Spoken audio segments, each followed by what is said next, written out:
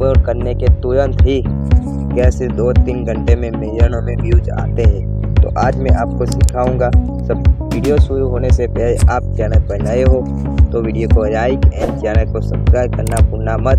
तो चलो हम वीडियो शुरू करते हैं। तो सबसे पहले हम अपनी मोबाइल स्क्रीन पर आ जाते हैं। मोबाइल स्क्रीन पर आने के बाद अपनी इंस्टाग्राम ओपन करें।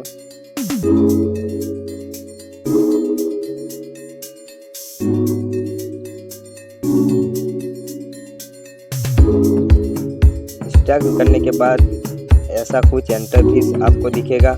तो हमें इससे कोई लेना देना नहीं, अपने ये वाले ऑप्शन में चले जाओ। उस पर आने के बाद तुरंत ही आप यहाँ सॉन्ग है उस पर तो देखो ये सब सॉन्ग है, पर हमें इससे कोई लेना देना नहीं। हमको जाना है ट्रेंडिंग वाले ऑप्शन में। तो ट्रेंडिंग वाले ऑप्शन में आने के बाद यहाँ देखो बहुत सारे सॉन्ग है।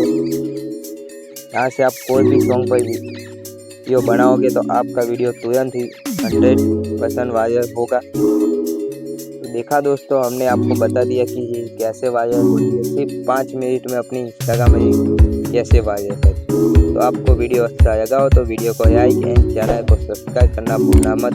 मिलते हैं अगले वीडियो।